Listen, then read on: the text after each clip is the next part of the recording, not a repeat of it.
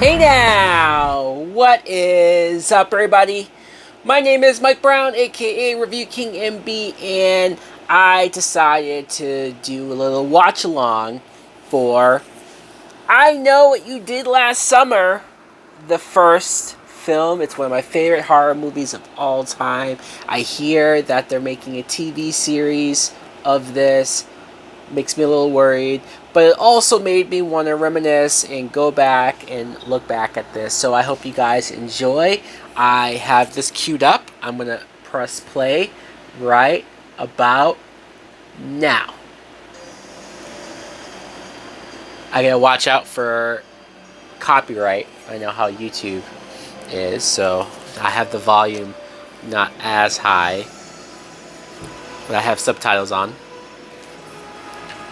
So yeah, guys, I love this movie. I do. It's one of those films, especially with horror movies, that you don't hear get talked about a lot, or you don't see on a lot of people's top 10 horror movies lists. It's definitely on mine, mostly because I grew up on this movie.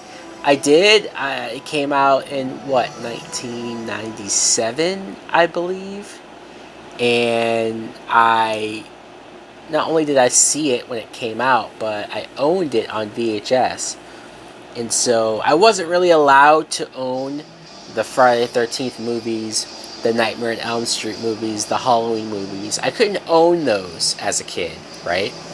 I just watched those on TV. Happened to stumble across all of those. But with this movie, for some reason, it was okay for me to own it, so I would watch it a lot. These opening credits, it wasn't until a few years ago that I found out and realized that this song is actually a cover. So, oh well. But yes, I have it on my iPod.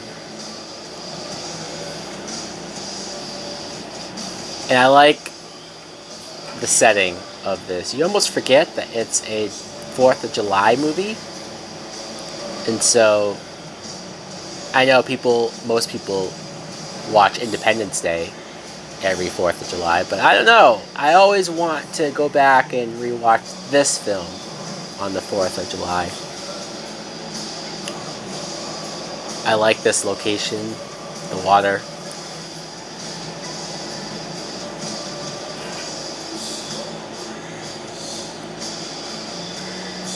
I'm having a lot of nostalgic vibes. I am. The 90s were good to me. But if I had gone back and rewatched this film as an adult, and if I really thought it sucked or thought it didn't hold up as much, I would say it. I would admit it. I think this movie holds up. I've been glad that they haven't really tried to remake it or reboot it up until, I guess, recently. Screenplay by Kevin Williamson. I think that's a big reason why I enjoyed this movie as much as I do, because it was written by Kevin Williamson. Kevin Williamson, if you guys don't know, he also wrote the script for the first Scream movie. Scream is my favorite horror movie of all time. And so having the same writer do another horror movie within a year of each other, there's something about his writing that's a little smarter than most. Some people are going to be like, really? I Know What You Did Last Summer, a smart horror movie? I know it's not the smartest, but I don't know. So this is David Egan, who he looks depressed. I think he's drunk. He looks like he's about to kill himself. He has that necklace there that I believe belongs to his girlfriend. I think as a kid I was always confused by this. Like, as far as what was going on and as far as who this character was, and obviously now I get it, but as a kid it's like, who the hell is that guy? Because you don't really see him again other than the pictures and backstory stuff that they talk about later. Here we go, 4th of July, fireworks. There you go. Right in the mood. There's a festival going on there.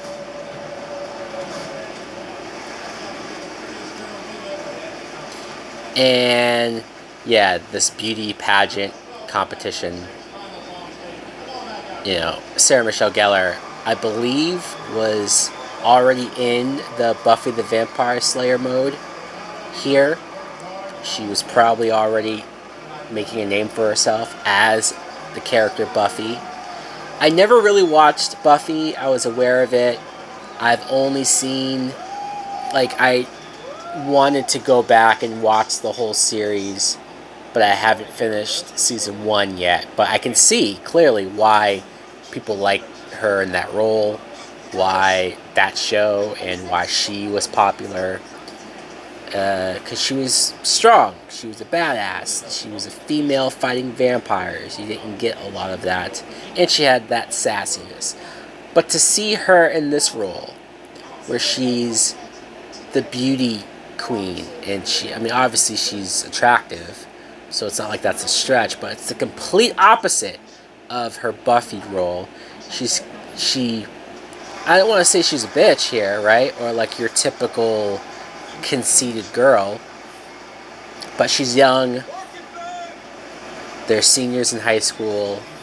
She's the pretty girl. I do like where her character ends up after all of this. What a shock! Helen! Did they all vote for her? Or was it just like the creepy old guy who thought she was the hottest? You would think there'd be more girls in the background who are giving her dirty looks. They're pissed because a lot of them look older than her. So it's like, oh, this young girl comes along and steals our crown? What a bitch. There's something about this group of characters or actors that I really like.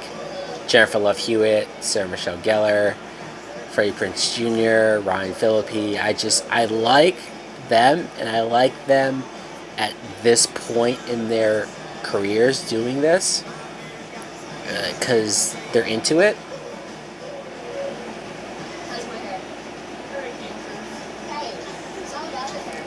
Yeah, we're setting up the fact that Helen, Sarah Michelle Gellar, cares a lot about her hair. It's all about the hair. Remember that. And yeah, I have to admit. Oh, hey, this is her sister, Helen's sister. This actress, I know her most from Billy Madison as one of his teachers that he sleeps with. And she was also in Last Action Hero, and she played Sonya Blade in Mortal Kombat. I don't know where she is nowadays, but the 90s were good to her. And hey, it's, what's his name from Roseanne? Max. I never really watched Roseanne, so I know some people are yelling at me. And also, I believe he's in Big Bang Theory, and I don't watch that show either, so you got two fan bases who are like, how dare you not know who he is.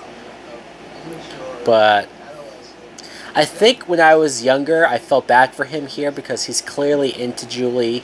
He's clearly into Jennifer Love Hewitt. And it just looks like Ryan Phillippe's being a dick to him. Yeah, you could take that point of view watching it right now. But honestly, now, I look at Max as a dick. He knows that Julie has a boyfriend and that she's taken. Her boyfriend's literally right there. And he just goes up to her and tries to hit on her and tries to hit, like...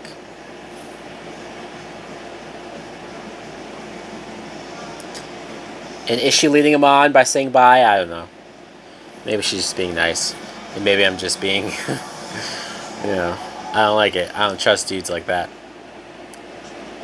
Many experiences in high school of guys who were your friends or best friends, but when it came to girls, they'll fucking stab you in the back in a heartbeat. Here you have your campfire story. Kind of like a scene from Friday the 13th. Although this story doesn't really come into play other than the guy with the hook on his hand. But I do like it. I like it how they're arguing over how the story is supposed to go. Because that feels real, right? You know, you have movies where it's just one character telling the story and everybody else just gathers around and listens to it, and they've either never heard it before or... But no, you have other characters who say, like, this is how they've heard the story themselves, or this is how they think the story went. And Freddie Prinze Jr. is very into it. He's like, no, the original story, this is it.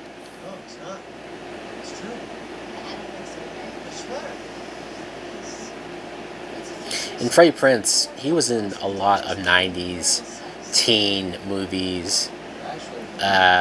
You know, She's All That was the big one I'm thinking of right now. I know there's a few other ones.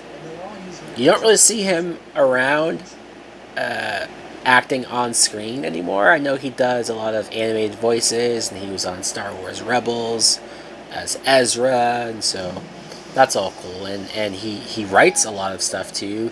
He was a writer in WWE. Like, what? How random is that?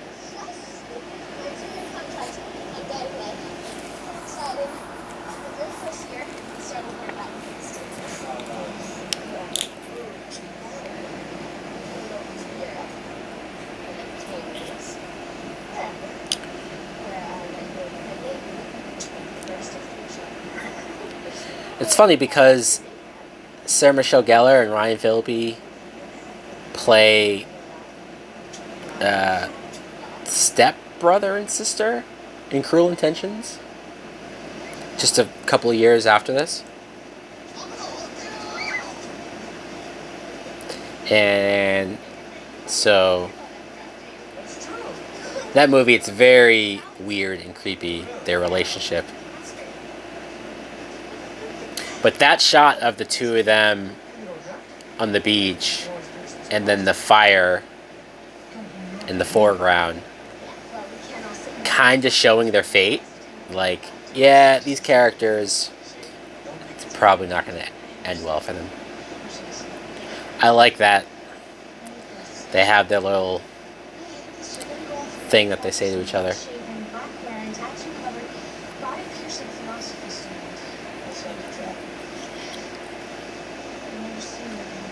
And another thing, you have all these high school romances, and then when they go to college,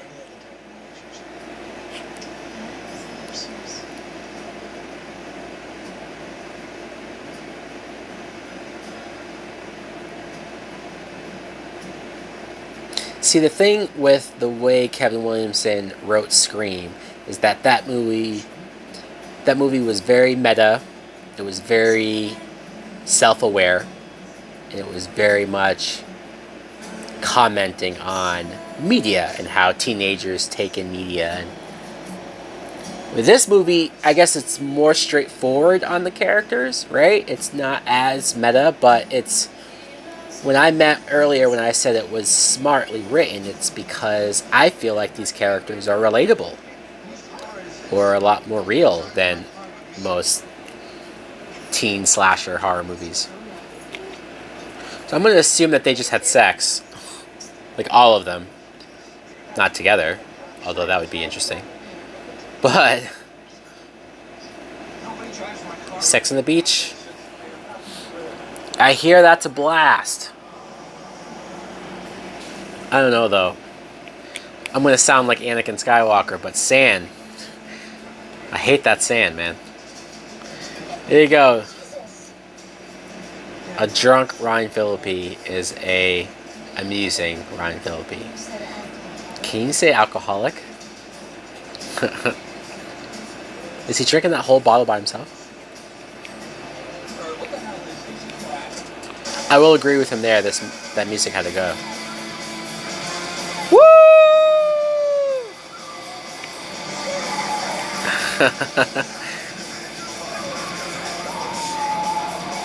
You know this ain't gonna go well. Oh shit! Ray, pay attention to the road. Oh! Yeah, that wasn't a deer. They hit somebody. Oh, and there's blood. It's not mine. And that ain't no dog, dude. He gives a shit about his car. I like it. Ooh, yeah, that's bad. I mean, maybe just pop the hood and try to...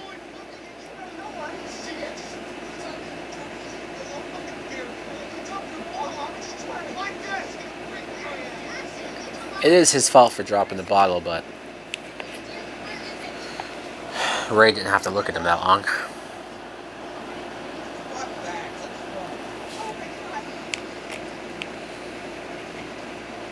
It's a boot! Damn, his boot went flying. Yeah, you killed somebody, dude. Oh, and there's blood on the boot? Damn. So, I love this premise. I do. Because I always would watch this movie and think, fuck.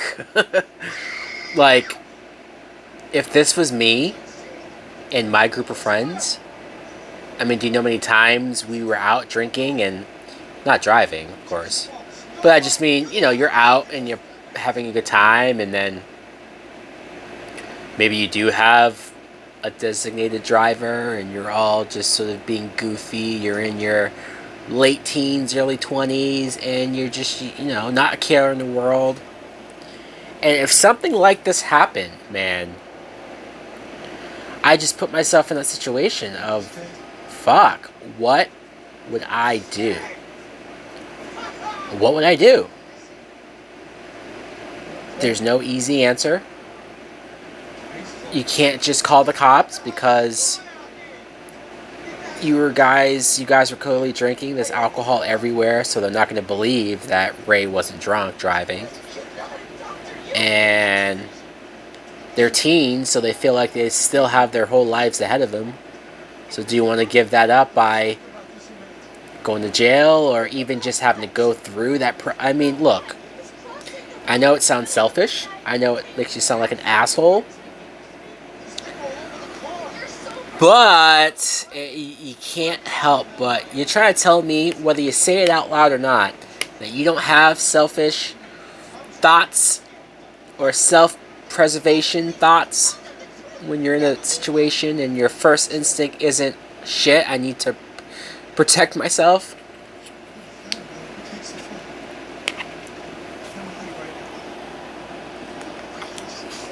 I mean, who knows? I don't know if... They seem pretty... Not wealthy, but well off. I don't know. Like, clearly none of them thought that, like, oh, my parents can get me off of this, or... They all seem pretty much like, we're gonna be fucked. So I get it. I get the need to not call the cops. I do.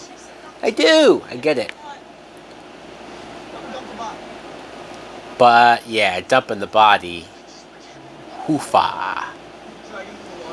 You can't just leave the body out there on the road. Clearly. So dumping the body, I get it, but I don't know if I could do that, man. Like, you're gonna carry what you think is a dead body.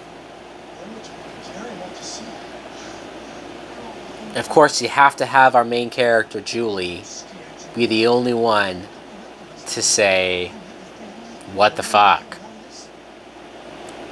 And I know she's our main character. I know we're supposed to really care, or,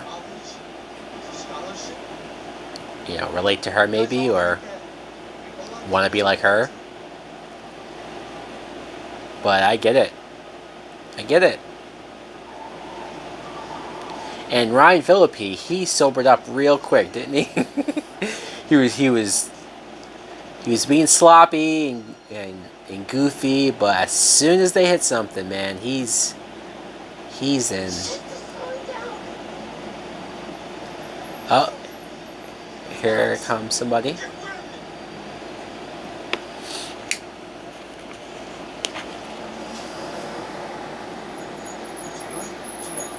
Oh, it's Max. What a surprise.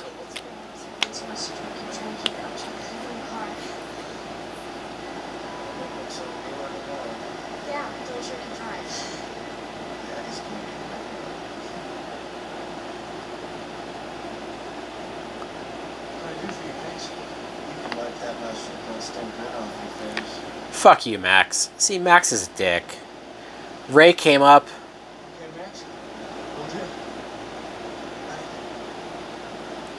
Very professional.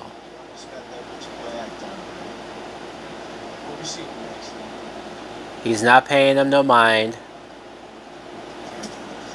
He's not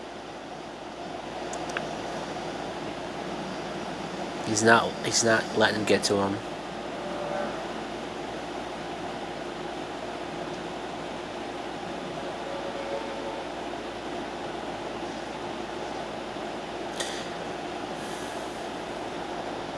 And you know what? I feel like Julie should have been like, hey, you know what? Back off, Max. That's just my boyfriend.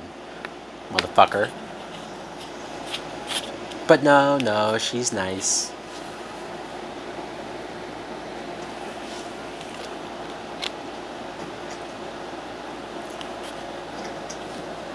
Ugh. So you're gonna have to clean the shit out of that trunk, huh? And if there's blood on the trunk of that car.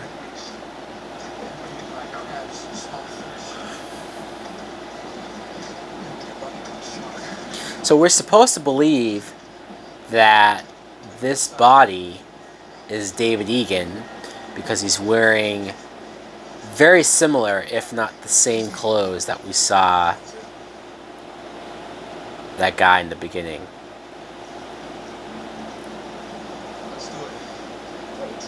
It's a tattoo.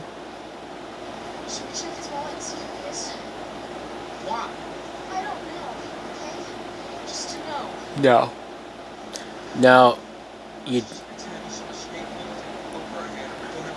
You're only gonna be more fucked up if you check his name, see who he is, and then you now have a name.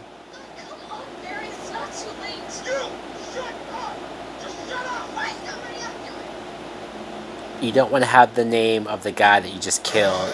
Oh, he's not dead! My crown!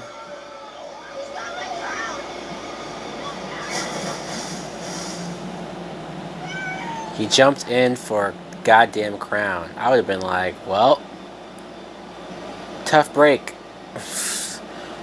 We'll buy you a new crown. That guy sank quick, huh? Oh!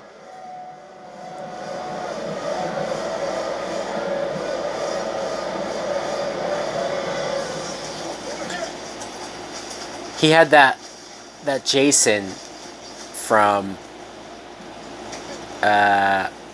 is it part 6? When he's just in the water at the bottom of the lake and he just opens his eyes and he's just looking around. It's kind of goofy because this is just a regular guy, right? So it's like, is he breathing under there? But when I was young, I thought it was creepy. Oh, here's their pact. For some reason, I'm remembering that scene from Scary Movie. I know Scary Movie mostly parodies Scream, but they parody a couple scenes from this, and this is one. They're packed. All right. This is where Ray should have grabbed his hand off of her neck and been like, dude, back the fuck off.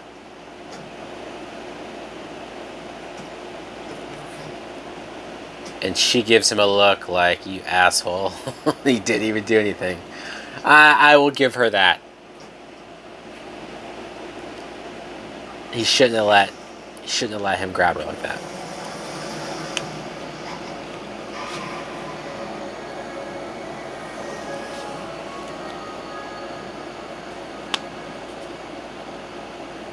Oh, there's the whatever that is. Was the Locket or I don't know.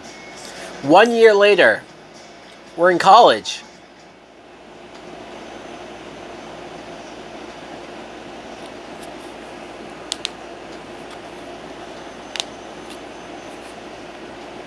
Yo, it's time to go.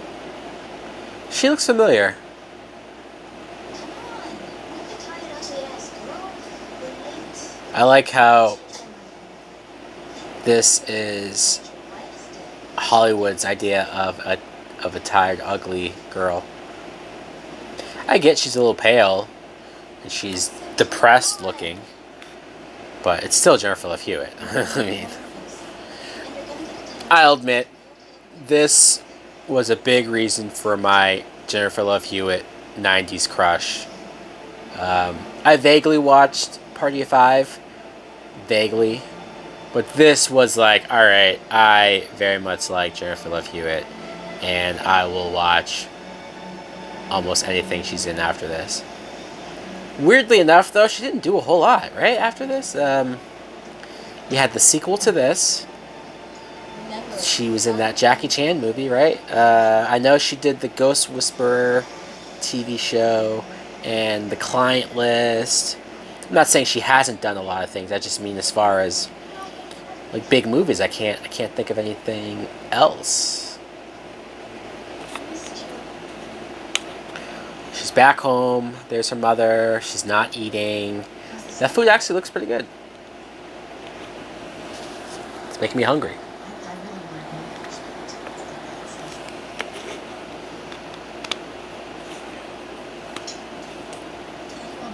Are you on drugs?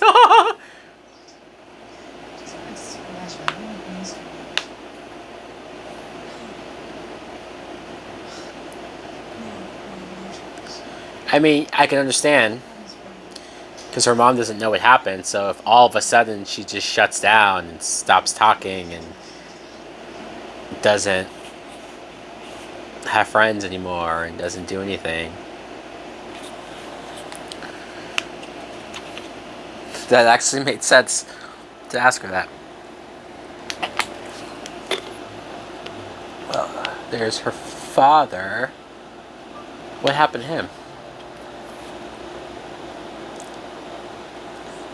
Achievement Award.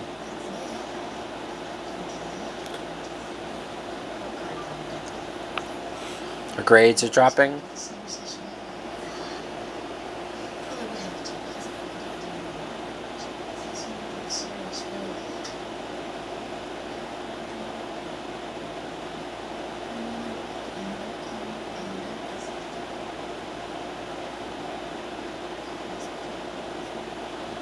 Oh, so yeah, there you go. He's rolling over in his grave. He's dead.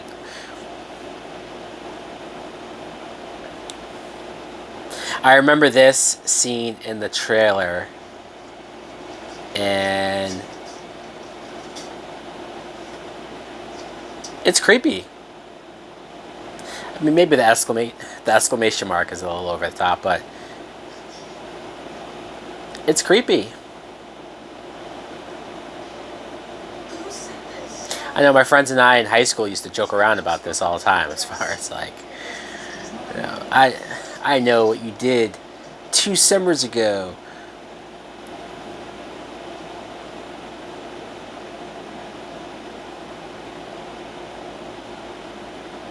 Just the fact that like this killer waited a whole year to get to.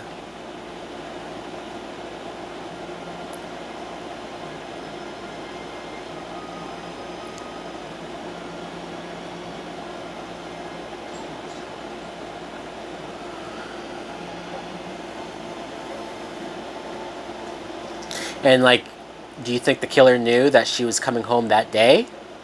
Like, did he time mailing that out?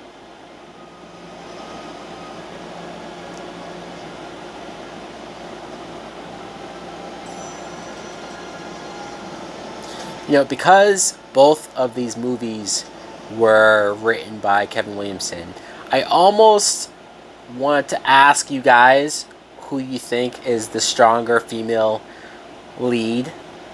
But as soon as I was thinking it, I thought the question was ridiculous. I was gonna ask, who's a better female lead? Jennifer Love Hewitt from I Know What You Did Last Summer, or Neve Campbell from Scream? Obviously, it's Neve Campbell from Scream, Sydney. Not just because,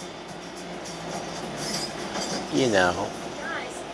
I guess I would argue that Sydney's trauma from her past is more intense and more fucked up than what Julie is going through. Because Sydney's mom, known as the town whore, and slept around and then was seemingly killed and raped. And so she's dealing with that, which is fucked up.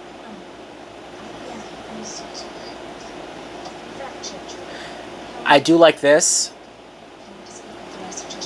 Sarah Michelle Gellar was the beauty queen, and she was probably going to go be somebody, but come to find out that she's not in college, she's there. And she's working at her sister's shop.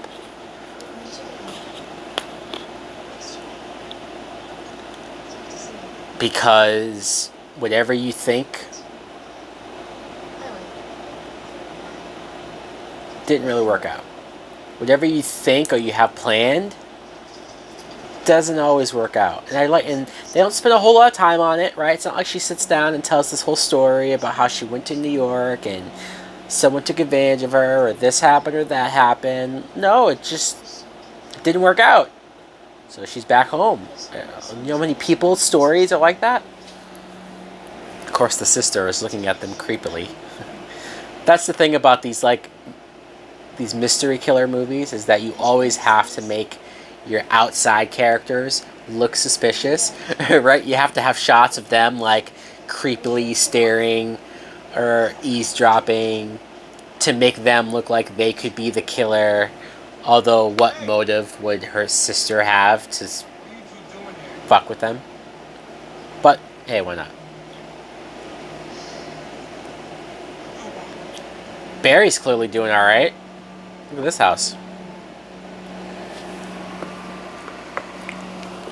And they don't seem like they date anymore.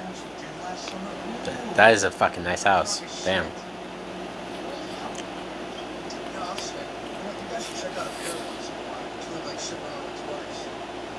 I mean, if you think about it, I know Barry was very scared and freaked out over the idea of calling the cops. And it makes sense if his parents are rich and important people, that he doesn't even want them to find out. But at the same time, you could argue that he might think he could get away with it compared to everyone else, and he wasn't even driving. He probably could have been okay compared to everyone else. You know, whether you think he's a dick or not, maybe there could have been a moment where he says, hey, I could have been alright, but I did this to protect you guys. And it would just add a little layer on him. Because otherwise, he's just very emotional and very angry and kind of a dick. I just like Ryan Phillippe as an actor. I think he's really good.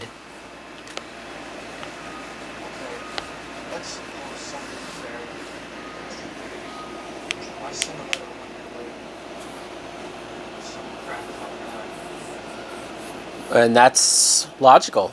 Someone messing around. And Max was there.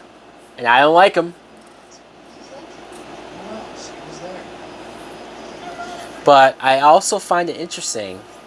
You see how these characters were in the beginning of the movie. How close they were. How, quote, in love some of them seemed. And just a year later, they're so estranged. There's a scene later with Julie and Helen that's kind of sad as far as their friendship and lack thereof. But even just the idea of Barry and Helen not working out, and Ray and Julie not working out, like they just don't even talk now, If it wasn't for this letter, they wouldn't have talked, I guess, right? I love this, too.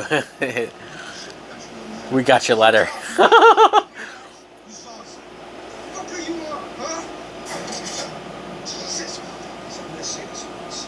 His act is good here. I believe that he doesn't know what the fuck's going on. And he's kind of scared, but he's trying to seem tough. He's gonna mouth off now that he's gone. Don't you test me, motherfucker! I'll call the cops on your college quarterback ass!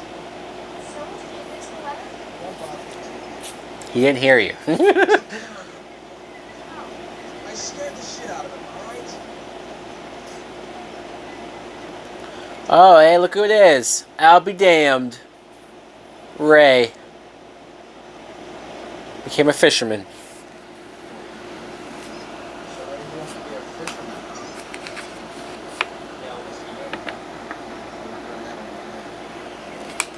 I like how they look for the boat and Barry couldn't give a fuck less. He just takes off.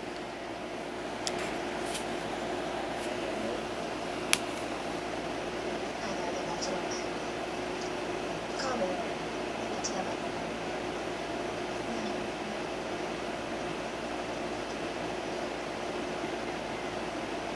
And I don't know if this is how they met, but Sarah Michelle Gellar and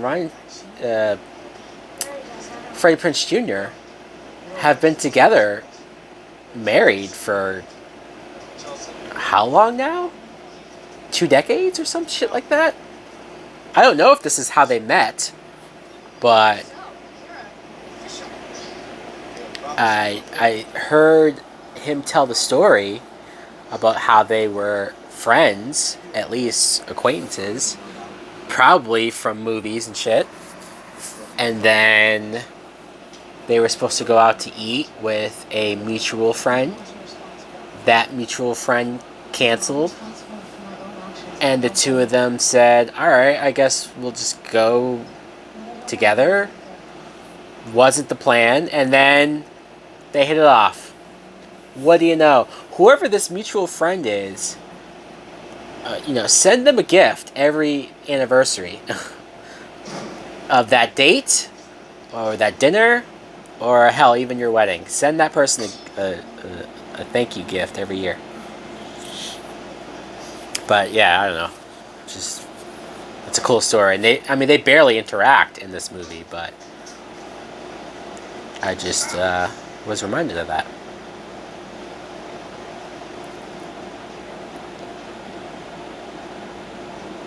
And of course, they've done the Scooby-Doo movies together. I wonder if they'll ever work again together, now that they're older. This scene used to creep me out when I was a kid. Just because it's really the only violent kill of the film.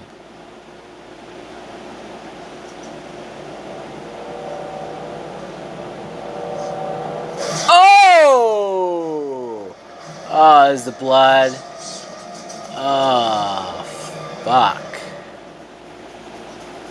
And when I say violent, I mean compared to some of the Saw movies or whatever the fuck. I guess it's not all that violent, but it's a pretty cool effect of how he hooks him in the jaw. Blood gushing out, so you got your practical effects. It wasn't CGI. It's the 90s, so that looked real. Maybe it's because of how real it looked. And he just drags him across.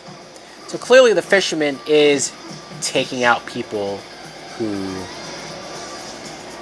I mean, I will say, yes, Max didn't know anything, so I guess in a way, sorry that he got killed there.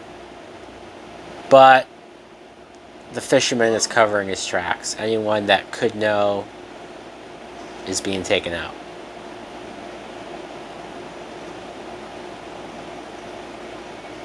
Now, why does he wait the year? I guess, I don't know.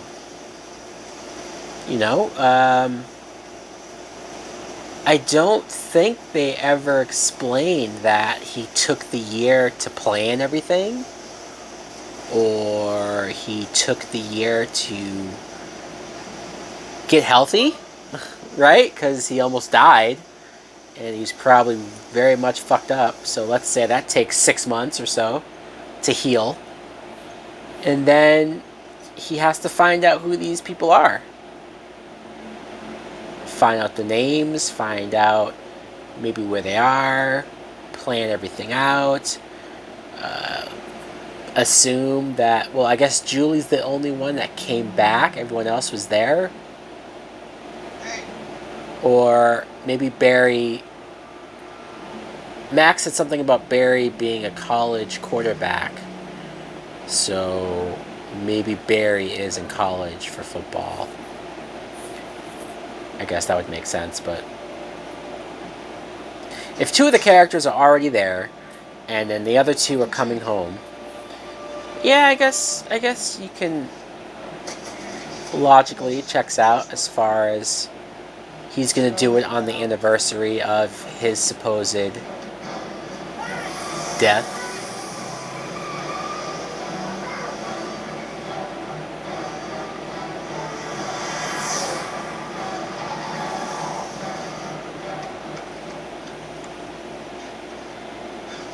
Max, you're fucking dead. It's not Max. Yeah, I remember when I was younger, I used to be spooked by this scene.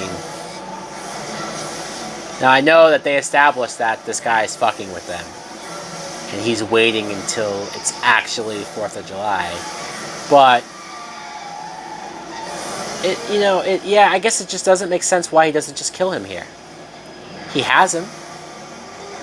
Yes, he's fucking with him. He wants to scare him. I get it.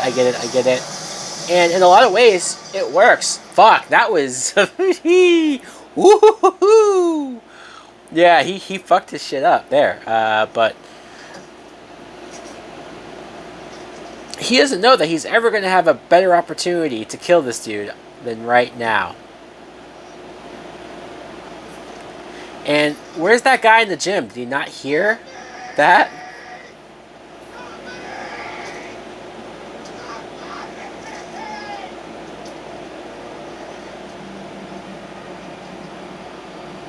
See?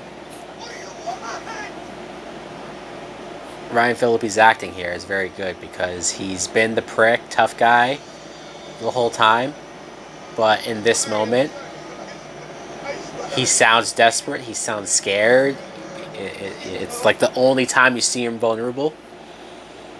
And he probably wouldn't do this in front of anyone else. So I like that. And then, the way how they ended that scene, you're left wondering what the hell happened. Is he dead? Cut to the hospital. And he's there.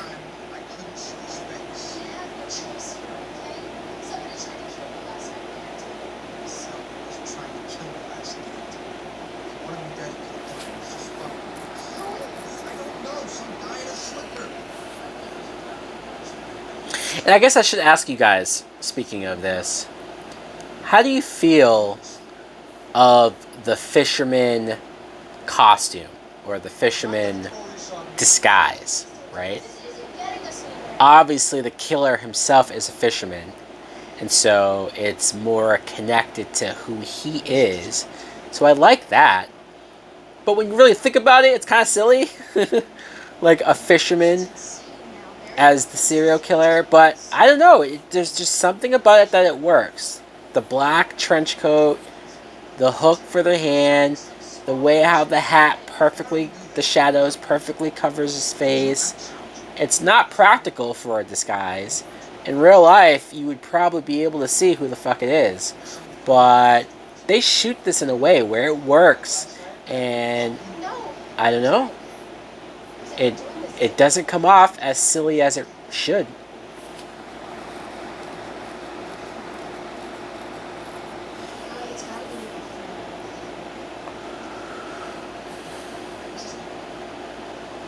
David Egan. And I like that Julie is the only one who took the time to find out the name of the guy who they think they killed.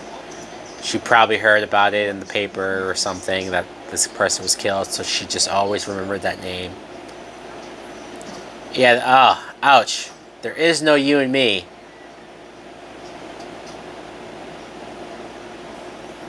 See how they don't interact? Him and Helen at all?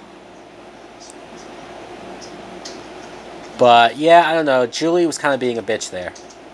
I'm not saying that she has to immediately hop on his dick or anything. I'm not saying that. But I don't see the harm in them not working together. I mean, hell, there's a moment where Ray later on says that he goes to Anne Heche's character by himself. And you can't blame him because she said she doesn't want to work with you. She's being a bitch to you. So, okay, he's going to go off and do his own investigating by himself. Did they break up because she was pissed at him that night for not having her back or not backing her up? Or did they try to still make it work and then college they drifted apart? We don't really know that. But I'm going to assume that a lot of why they broke up was because of that night. And so, I don't know. I guess she just fell out of love with him.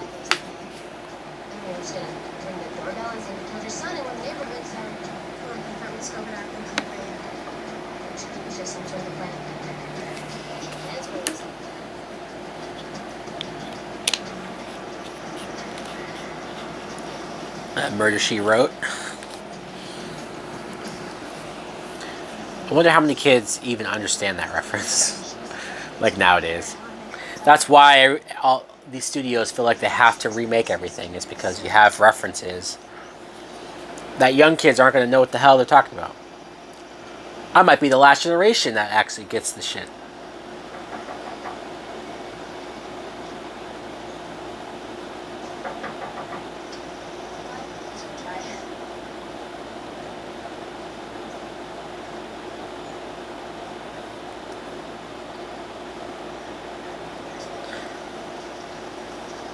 It's the first time where I think I'm realizing that there's no black people in this movie.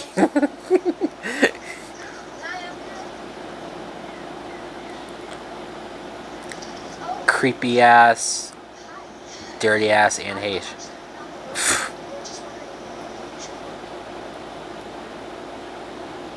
She plays redneck well, though.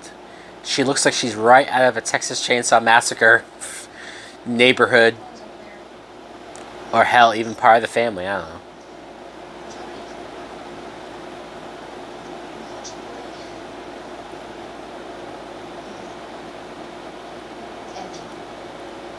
Angela.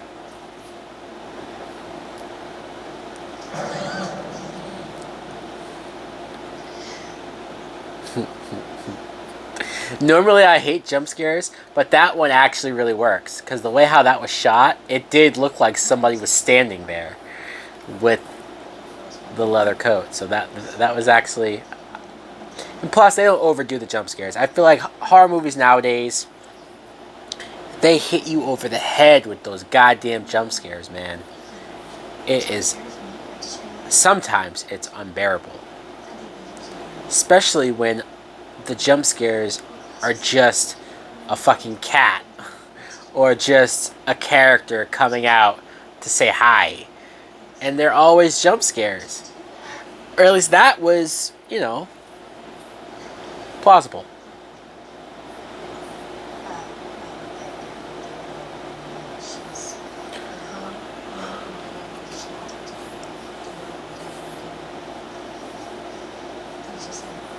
Okay, so she is David Egan's sister.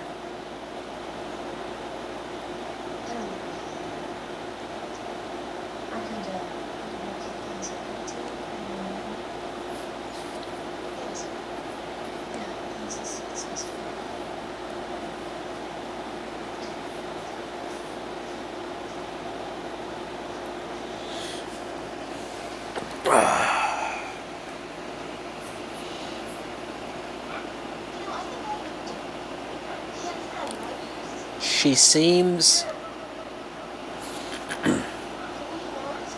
Anne Heche, her character seems less dirty in those pictures with her brother. So I guess when her brother died, she just fucking gave up on life.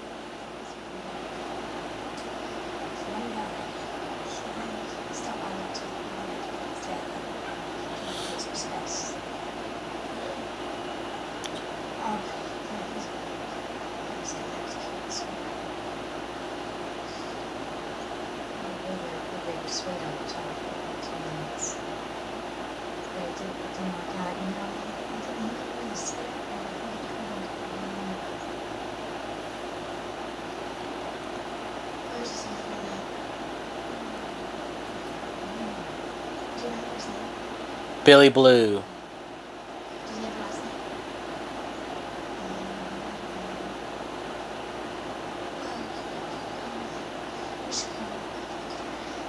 She just started making tea for you guys.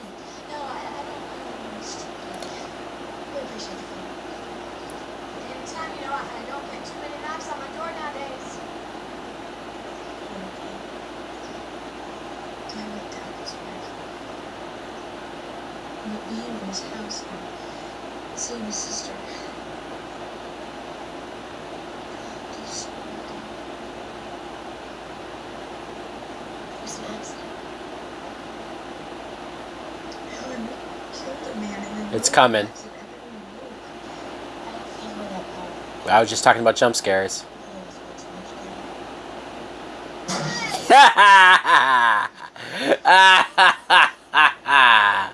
I love that jump scare because why the hell was she so aggressive coming up to their window?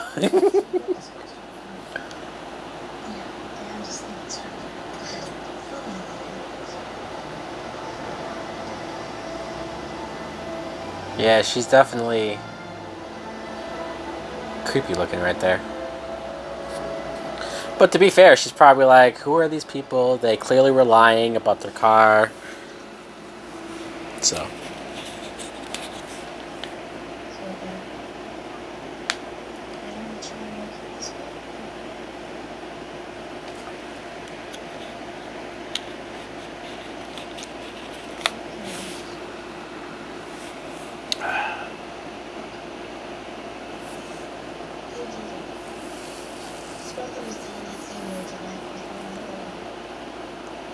Right, okay, so here's the timeline. David Egan's girlfriend was killed the year before the beginning of the movie. He was depressed up until the year anniversary. He was drunk, possibly on the road, stumbling around. They hit him. Boom. At least that's what you think.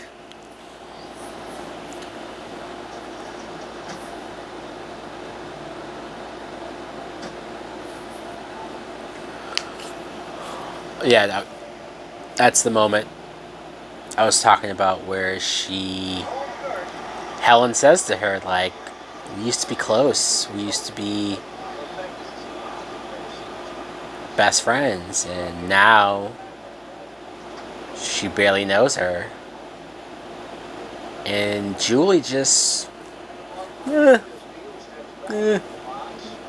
just so indifferent. Is it because she's too much on her mind, or does she just not give a shit? It's sad, though. It's sad. You know? Friends growing apart, people growing apart. I think that's the relatability that I was talking about with the writing there. So the front door just opened. The father is completely oblivious. Like, I get that people are into their fucking sports and their games and he's drinking, but dude, you didn't hear the door open? How loud is that TV? You're not more aware of your surroundings? Look at this guy. Baseball's not that fucking interesting.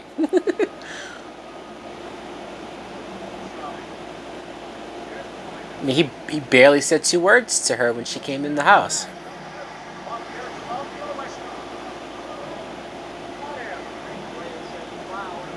It's no wonder why she was kind of pouring her heart out to Julie. What the fuck is she going home to? Oh, that was creepy. That was creepy. Did she leave the door unlocked? Because that's a dumb thing to do after you just got done talking about somebody sending you letters. That's another thing in horror movies, is that it seems like either too many of these characters leave their doors unlocked. Because killers just get inside people's houses all the time, no problem, super easy, barely an inconvenience, where, or if not, they're just easily able to pick their locks. I don't know.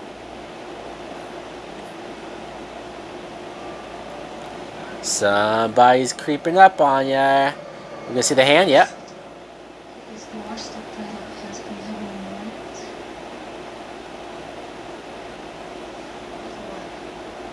That was just mean.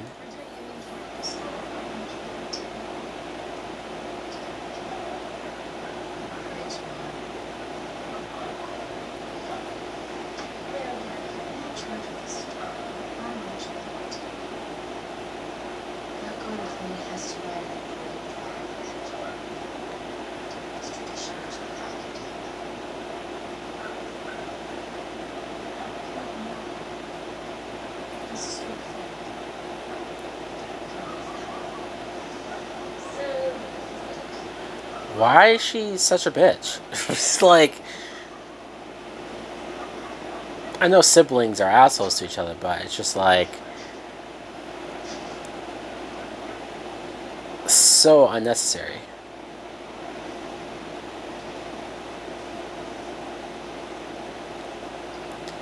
But yeah, they're really emphasizing her hair.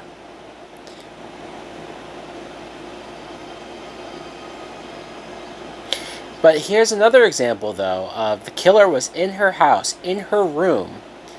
Could have just killed her, which it would have been a horrific scene for her father, her sister, or for somebody to find her dead in her bed, blood everywhere. Maybe on the mirror, instead of her makeup, it's her blood that says soon or something.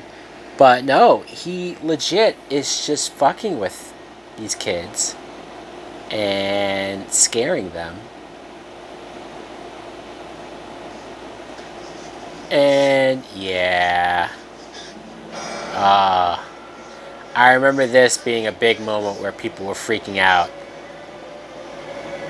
over her hair, like, soon. And that was a big moment there too, yep.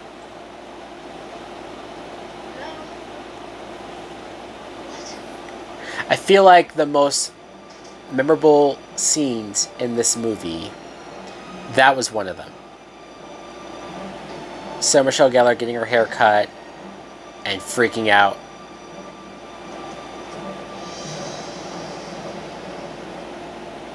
And probably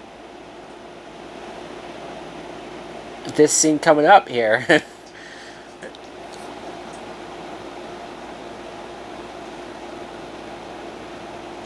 That scratching noise is very creepy. So this killer is fucking with each and every one of them separately. Barry, hit by a car. Helen, her hair cut off. Julie, we're about to find out. Ray's been lucky, I guess. I don't know if the movie's trying to make you think that maybe Ray's the killer, because you don't see him for... We haven't seen him for a while.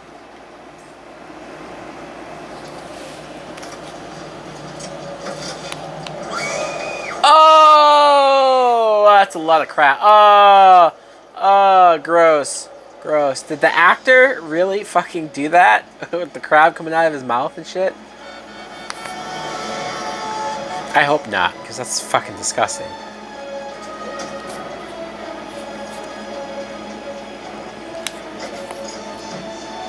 That used to get me too. Now, are they back together there, or is he just... Or she probably just called him, he came over, and they're getting close again.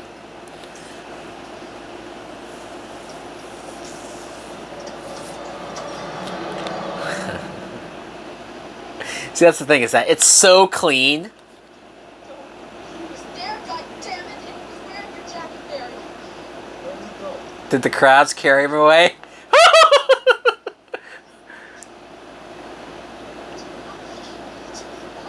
would he do that? I don't know, Barry. Okay, why would he try to run you over? Why did it make close on Alex that he's fucking with us? Come on, let's go back to the house. Where's your jacket, Barry? Don't you see? He's got us now.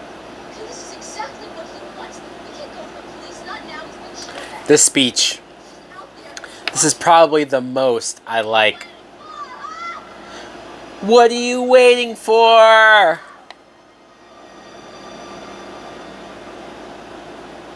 I like it because that's her I'm sick of being a victim moment. So I like that. Oh!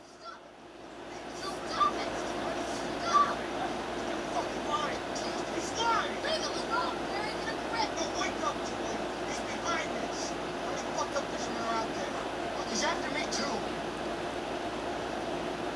I got a letter. I got run over. Bella gets her hair chopped up. Julie gets a body in her trunk. You get a letter? That's balance. Nobody. I like how they even point out how ridiculous that is. Took my jacket. She's dead. What is it with you, Greg? You're dogging us from the start, weren't you? Always wanted to be our friend. Always wanted to be one of us, but you were too fucking jealous to handle. Oh, fuck you! Stop it! We have to see. We have to help each other.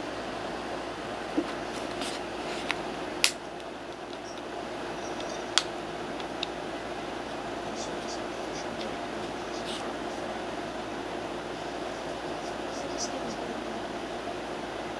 He knows who that is.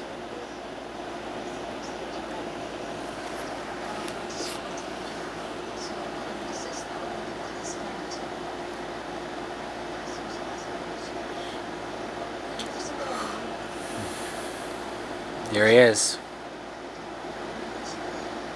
Yeah, his face is Barry's such a dick. I shouldn't like him so much, but he makes me laugh.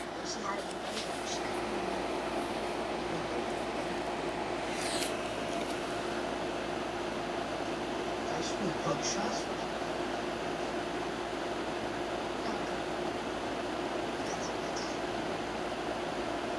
No, we didn't need to be there in case he shows up. I don't want him to show up.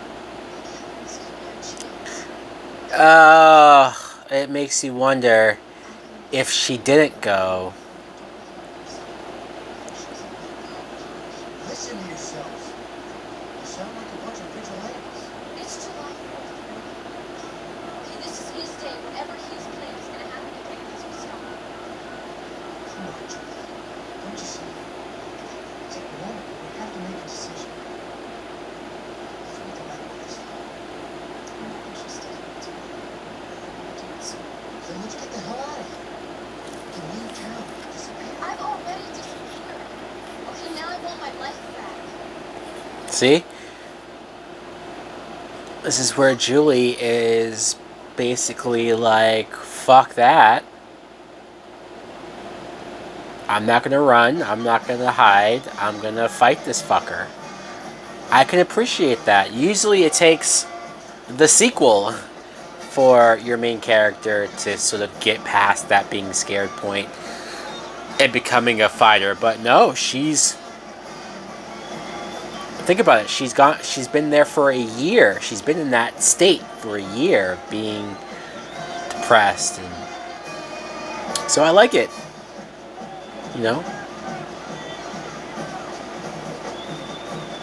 I think if Julie was more likable in the sequel to this movie, and if they did maybe a third or fourth movie where she was strong or even stronger, the argument between her and Sydney would be a lot more tough.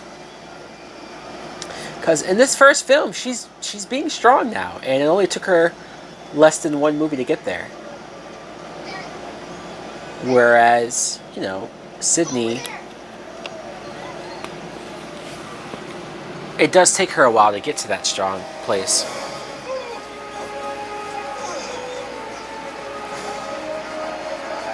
And I will admit, this movie has made me look twice at Fisherman like this.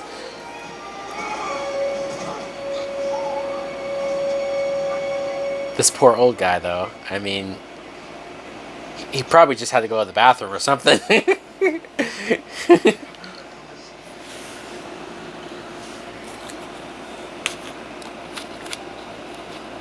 But it also shows, though, that he can walk around during this time in this part of town. I guess there's a lot of fishermen who dress like that. So he could walk around and not look ridiculous, not look out of place.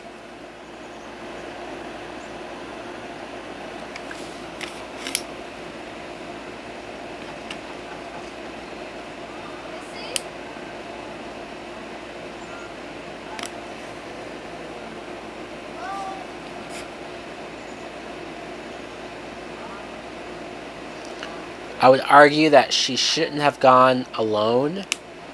I don't know where the fuck Ray is. He probably should have gone with her. I know he said they should leave. I don't know if that's them making him look suspicious.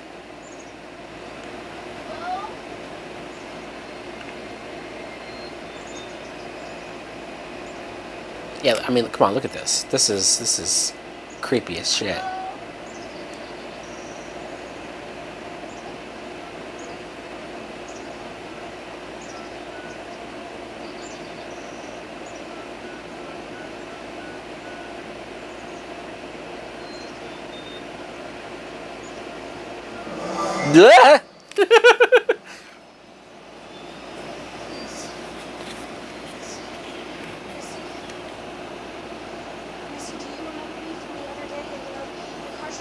The big ass butcher knife she has.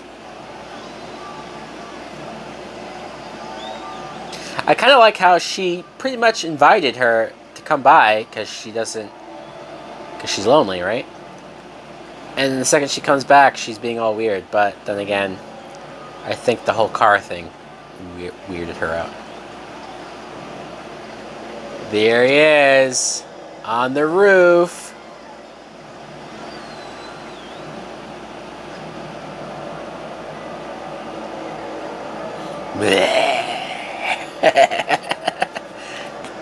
This is for you.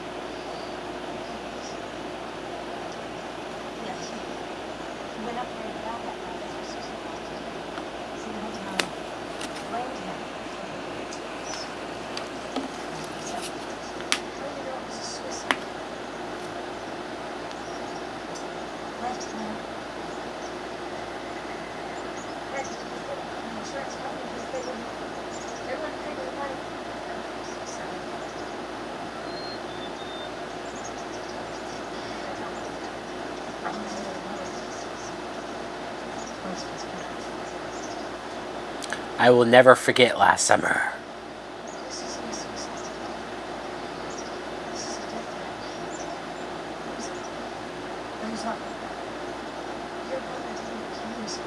Yeah, that doesn't really look like a suicide note.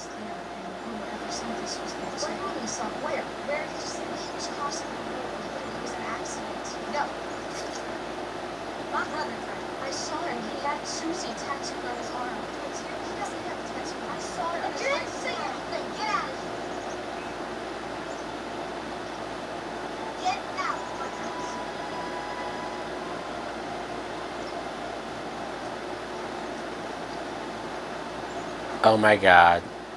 It wasn't your brother. It was my brother. What a twist!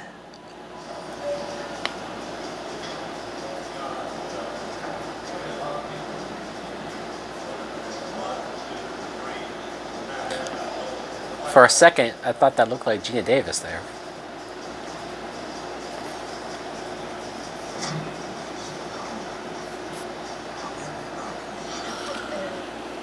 I saw it. It was a big, huge hook. Things gonna be. What do you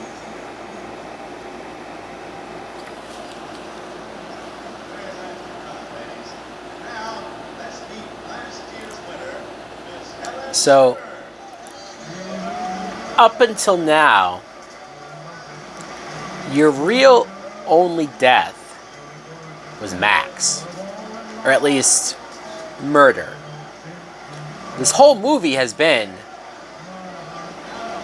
suspense, has been the killer fucking with them, the killer leaving bodies in trunks, but he's not going on this random murderous killing spree, not yet. And I really like that. Yes, I'm questioning, like, does it make sense that he doesn't just kill them right then and there? How's he gonna know that he's gonna have another chance to kill them so easily? But that's circumstantial. If you want to talk about a movie and the setup and the beats that it takes to get to the finale, I think it's cool, it's interesting, it's different. It's not your typical slasher where they could have had five to six murders by now that would have meant nothing, that would have been random, that would have been people not involved. And poor Barry's about to get killed. Sarah Michelle Gellar is a hell of a screamer. I will give her that. And here's another thing. We barely see anything of Barry getting killed. We hear it. You know, you see the hook go up with blood on it, but you don't see him get stabbed. They're not being gratuitous. They're not being gory. Like, if this movie was made today, not only would you have more kills, more murders, you probably would up the group of friends to about 6 or 7 so that we could have killed 4 of them by now. But no, I like that we've spent so much time with them to where I really didn't want any of them to die. And I was really upset when Barry dies here.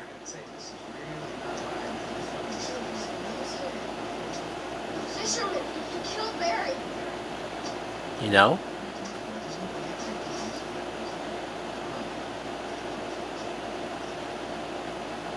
To me, I liked the way they took their time, but it wasn't boring. Stuff still happened. And I think the characters were interesting enough to carry that portion where kills weren't happening. So I don't know. I very much like how they pace this movie out. And Helen crying right now is very good.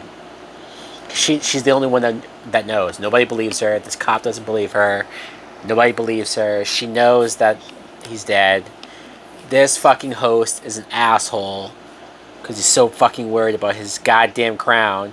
Why don't you have a new crown? Why does the previous winners have to give up their crown? Why don't they just get to keep their crown? Every year, they have to give it away? This place is too damn cheap to have a new crown every time? And even this cop is fucking laughing at her. Oh, the same hook he used to cut your hair? Cops are dicks. They don't take anything seriously. You're supposed to be able to, right, call the cops or go to cops, and no, they don't give a fuck. I don't mean to get political or controversial. Ah, ah, ah, ah. Yeah. Tell him. Oh yeah, he's just pulling a prank. It's gonna take off in the middle of this fucking show. God damn it. Now I remember freaking the hell out during this. Well, I was just like, oh shit! Like, it's him! That was me. Like, watching this as a kid. Behind you! Behind you! Ugh! Oh, she's just such a great scream. Oh, we got some blood! We got some blood. He just gutted him. Again, it's bloody. It's not at, we didn't show the hook go up his stomach. But you don't need it. You don't need it. And that cop only got killed because he's in the way. Right? He's in the way of getting to Helen. So, like I said, the people that this killer kills, it at least makes sense. Clearly he was watching her. Once he realized that the cop was going to drive her home, I guess he ran out and put the construction thing in the street so that they would have to go down the alley. But this chase scene, I was freaking out for her. Very much so. And the whole thing of the killer taking his sweet time. It's just like Michael Myers. It's just like Jason when he was a zombie, right? It's just, he takes his sweet ass time. Realistically, he should run up and just kill her because it makes his night quicker and easier. But man, the suspense here.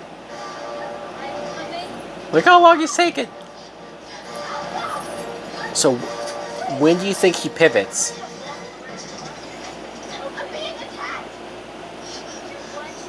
Like, does he just run off to the side? Oh shit! Because what you don't want is for them to call the cops, at least not until he cuts the phone line.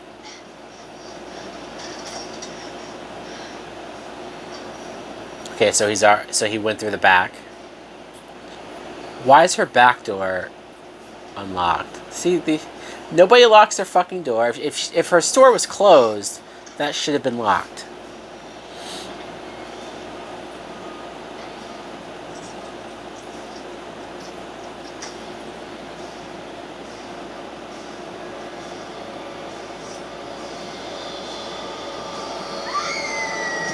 Oh, just killed Sonya Blade.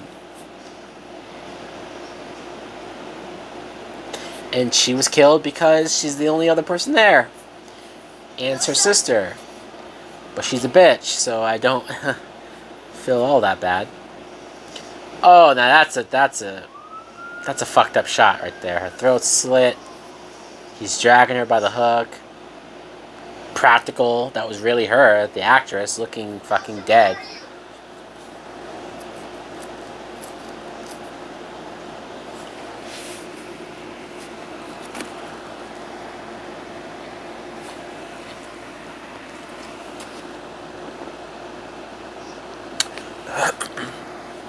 I'm realizing that actress did this movie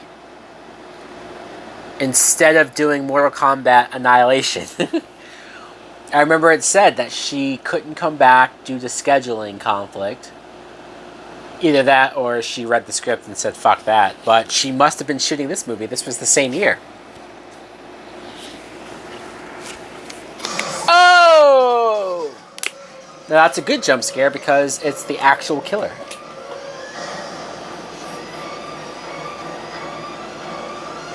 A little silly that he like went and put the plastic over himself just to like do that. Ugh. Great scream. I love it. I don't know. She has such a great scream. I was just gonna say it's amazing she didn't do more horror movies, but she was in the fucking Grudge movies, right?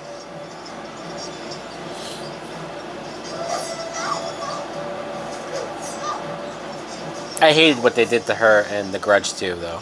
That was such bullshit.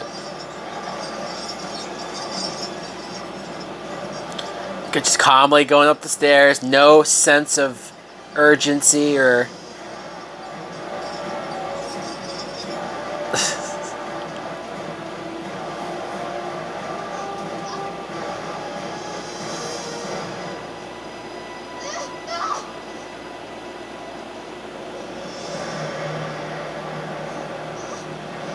I mean, it's like he just knows. He knows that she's fucked. So he's not...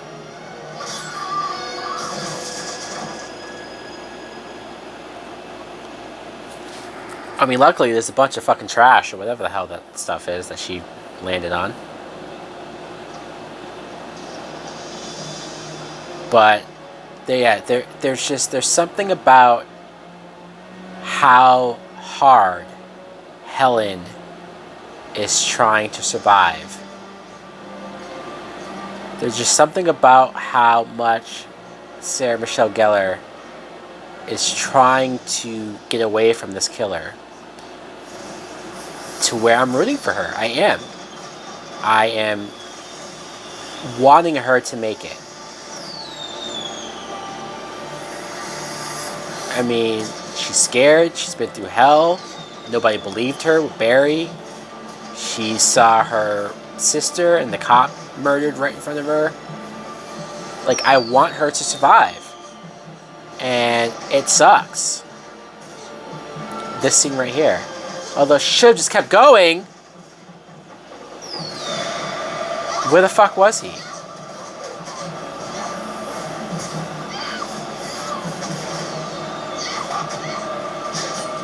Come on, do like a Buffy move on him. Kick him in the face.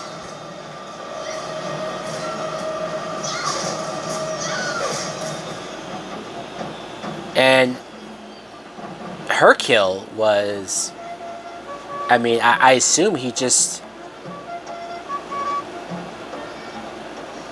Maybe he hooked her in the back or something, but you don't see it. You just figure, oh, she's dead, I guess. And I'm okay with that. I don't know. Like, if I was watching a horror movie today and these were the kills, I'd be like, this is fucking lame. But I care enough about these characters to where I don't want to see them murdered like this. So, and yeah, I still, all these years later... They found David's body in the water. Yeah, I know, but I think Ben Willis killed David Egan. Wait a second. You think this Willis guy killed David and we killed him? Yeah, but what if he didn't die, Ray? What if he's still alive? Now see, this is where the plot gets... What? They thought they killed David Egan, but come to find out that Ben Willis killed David Egan, and they accidentally hit the killer, and so now he's after them. I mean, that's some twist for your ass, but I like it. Billy Blue, that's where people, they're looking at Ray. It's you. Billy Blue. You went to Mississippi. You're the French fisherman.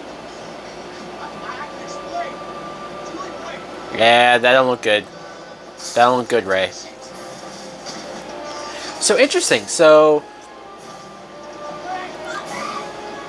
Ben Willis wasn't the guy that Missy was talking about. It was Ray? He said, "Need to call the police." On the boat. Inside. Hurry. You idiot. God damn it, Julie. If I was Ray, I'd be like, man, fuck you, Julie. You don't believe me. I'm trying to fucking help you. You don't trust me at all.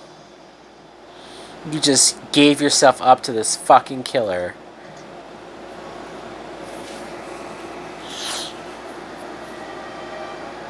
Now, I wonder if Ray interacted with Ben Willis, not realizing who he was. You know? But he took pictures of them.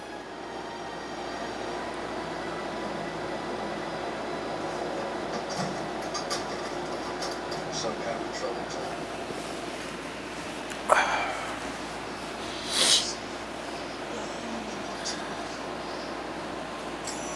There it is. The locket. It's a shame. It's 4th of July. Looks like you should be out having fun. Drinking, partying, running people over, Getting away with murder. things like that.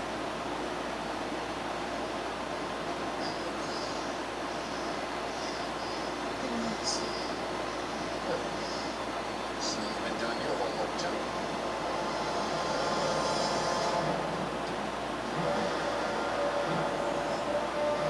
I wonder if some people were like if they felt like it was anticlimactic because we hadn't seen this character beforehand, so the reveal wasn't so much of like it's him. It's just like, oh, it's this guy. But when you think back on it and the fact that it was his daughter that David Egan was with, how she died, who knows? Maybe they were on that mountain and she just fell and he blamed David for it.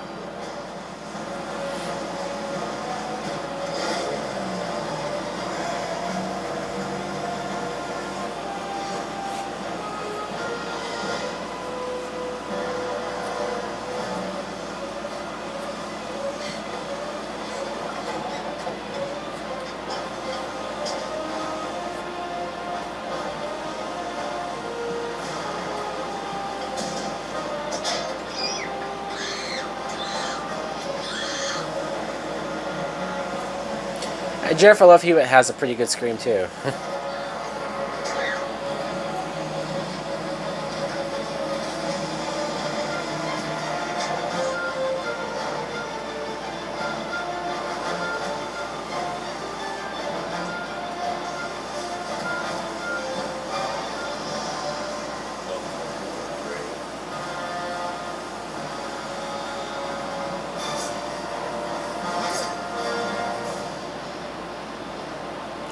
I mean, Ray doesn't really have... He doesn't look like he's reacting like he knows him.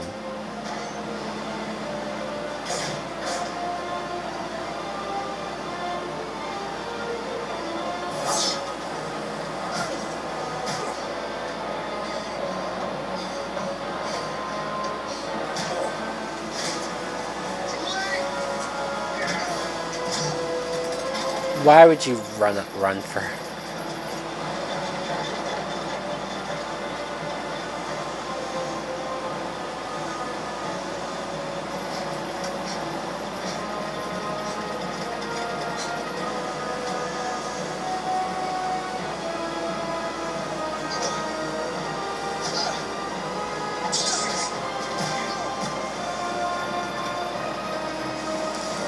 This is where Julie pisses me the fuck off.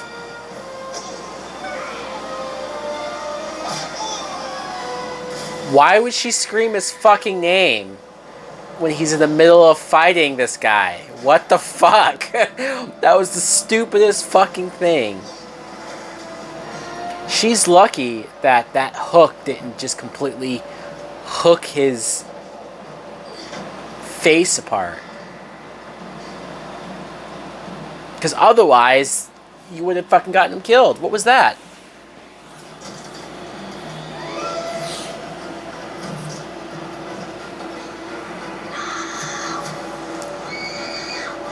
Smart.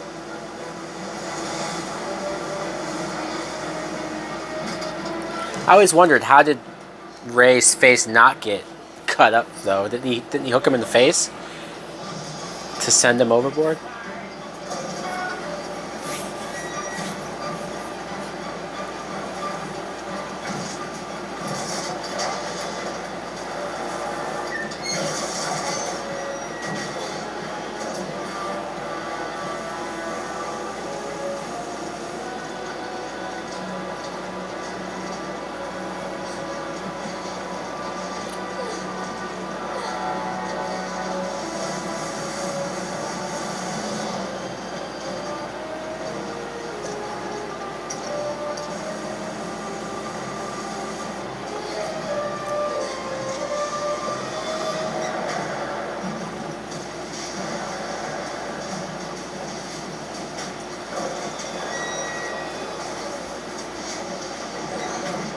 I think that was just our excuse to get Jennifer Love Hewitt in a tank top.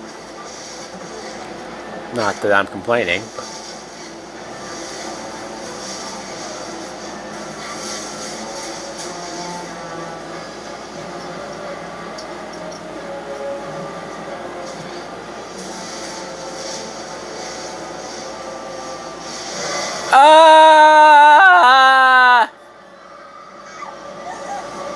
That doesn't really look like Sarah Michelle Gellar, though. And that doesn't really look like Ryan Phillippe. Like, it took me a few times watching it younger for me to realize that, oh, that's who they are? That's who that is?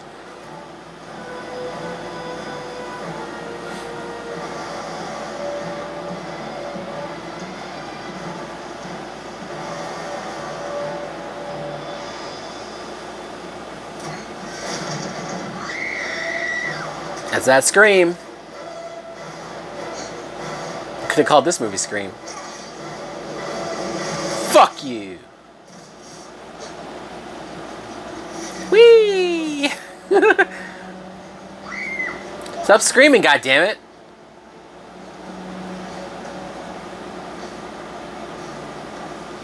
Oh!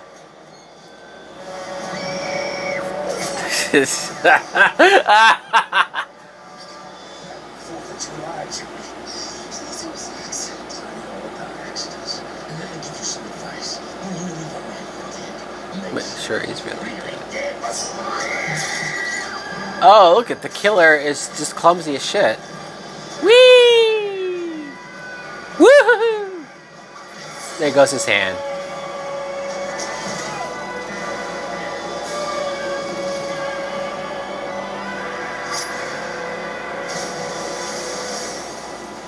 So really, just the killer was an idiot and he got himself killed.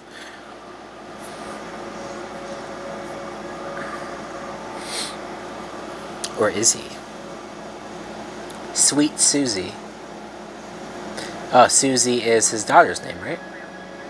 First time I ever noticed that.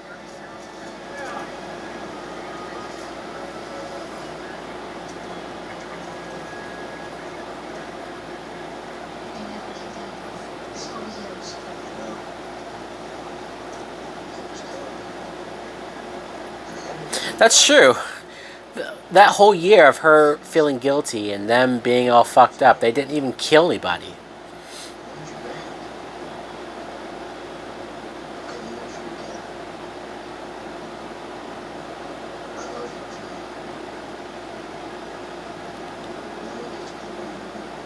I understand your pain. Aww.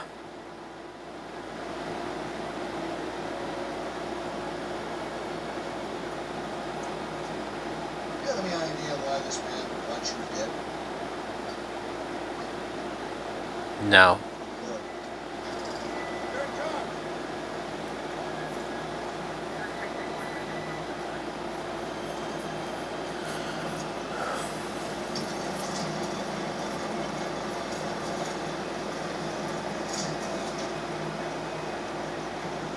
Oh, it's his hand.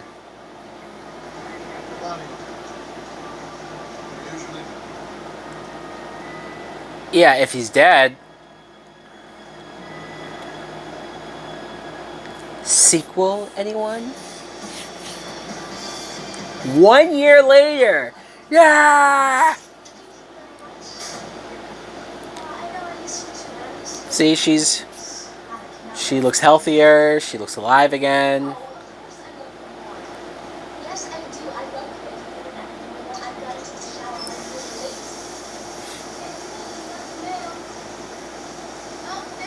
She's clearly doing better in school.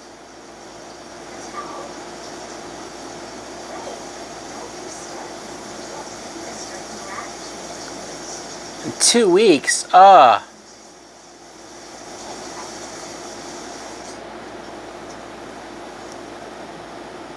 You got a letter? Ah.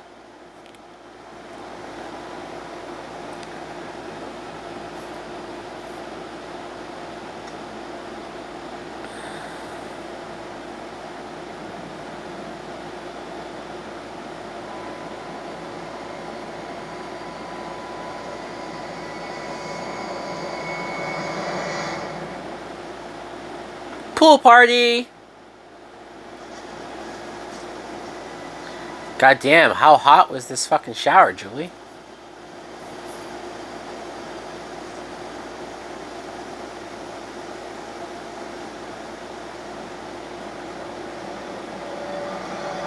I still know what you did 2 summers ago.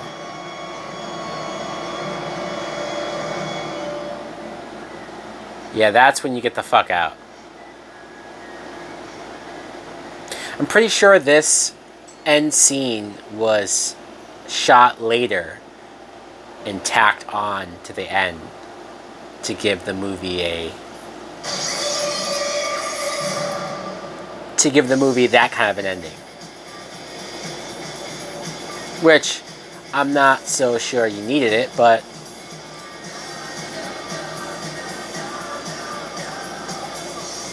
I like this song too.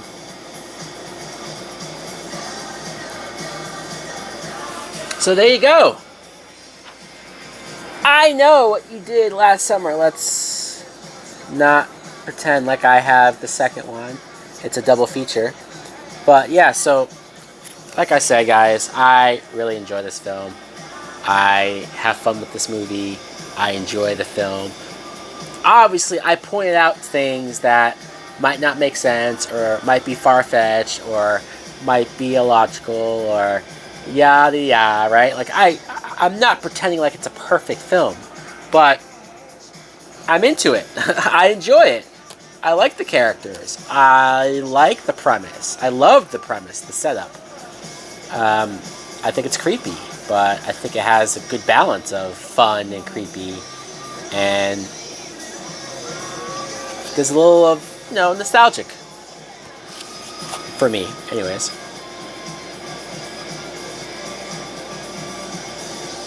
I have this thing where I feel like I have to always watch the end credits, even if, and it's not even because I'm looking for an end credit scene or anything like that, although Marvel has certainly taught me to always look out for that.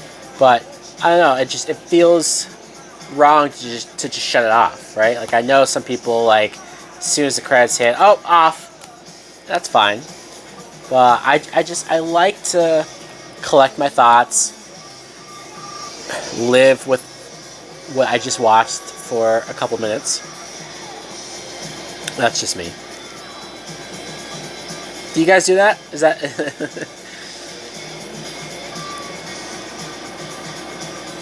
I don't know if this is something that I'll do more of. If you're interested, if you're curious, if you want me to do the sequel, I still know what you did last summer. I can guarantee you that will not be me praising. That will be me ranting for however long it is. I do not like the second one. I used to like the second one. And then I came to a point where, yeah, it's so disappointing, especially compared to this.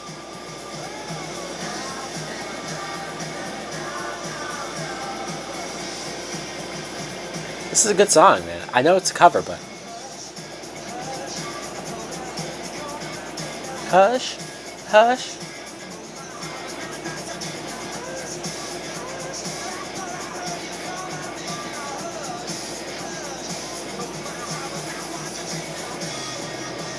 And who knows? Whether it's horror movies, superhero movies, this could be fun if I start doing these more often.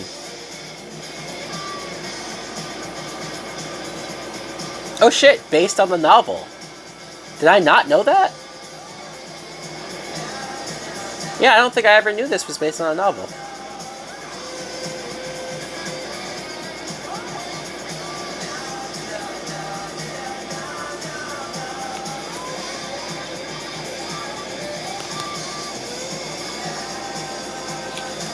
Alright guys, thanks for watching. I hope you enjoyed this. Like, comment, subscribe. Later!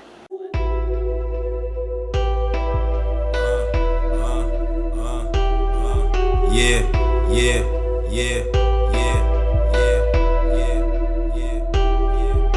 sticking to my decision just to rupture y'all ignition. I'm painting my perfect vision, intuition is real. If you humble, you will never stumble. Listen, it's clear, but I'ma give it to him. Let the God seize the day.